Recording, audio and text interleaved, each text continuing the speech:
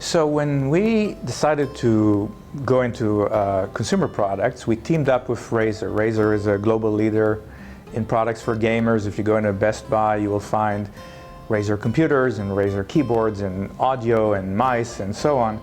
And they were experts in gaming, we are experts in virtual reality. We decided to work together to create virtual reality gaming.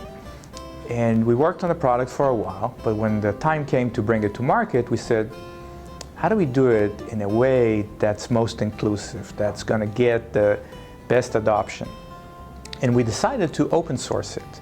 Basically, we put the designs of the hardware on the internet for everyone to use.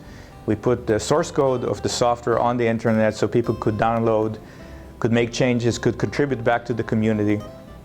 A little bit like Android. You know, the Android operating system is open source. When the first Android phone launched, the iPhone 3 was in full swing, and Android, of course, had 0 market share. Today, they've got over 80% market share of devices. So we thought that by open sourcing, we could do a couple of things. We could attract talent from all over the world. So if you're an expert in Belgium and you have a particular topic of expertise, all of a sudden you don't need to build a goggle soup to nuts. You could just contribute in that particular area. You could be a student in Germany and say, I've got this, I want to show the world how smart I am, and I'll do that by contributing to virtual reality. You might be a company in Korea saying, I want to create my own virtual reality goggle.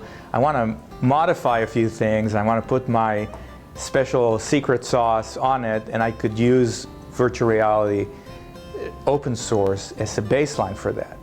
So we did that. The product, the ecosystem was announced in January this year, so only 8 months ago. By now we've got almost 250 companies that participate in the ecosystem. So we're thrilled with the adoption that we're seeing of the open source project. And of course, we hope to be as successful as Android was. The open source community certainly helps us drive the direction of the product. So for instance, the way people write games is they usually have game engines.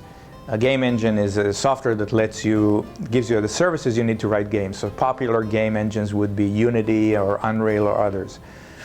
So all of a sudden we get people who say, well, I use this other game engine, I use this Microsoft game engine, I use this or that game engine, and I want to connect it to OSVR, the open source virtual reality ecosystem. And we said, great, just go and do it. We were working on engine integration with another product a couple months ago, and we ran into a bug. We couldn't figure out how to overcome a particular problem. And then we said, you know what? This is an open source ecosystem. Let's put it out on the internet. Said, look guys, here's where we are with this integration. Here is the problem that we're having. Can anyone fix it? 2 days later, the solution was found by someone who just saw it, said, yeah, I can solve it, or I want to solve it, or I'm interested in this project being successful, and that worked out great. We were also able to recruit people through the open source community. So imagine that you're a programmer, you're contributing to the open source project, we interact with you for a few months, we like working with you, we see the quality of the code, and at some point we could say, what are you doing when you're not coding for OSVR, and would you consider doing this full time? It looks like you're good at it, we'd love to have you over. And so we were able to recruit a few people this way, and essentially with several months of free trial on how well they work and how well they work with us.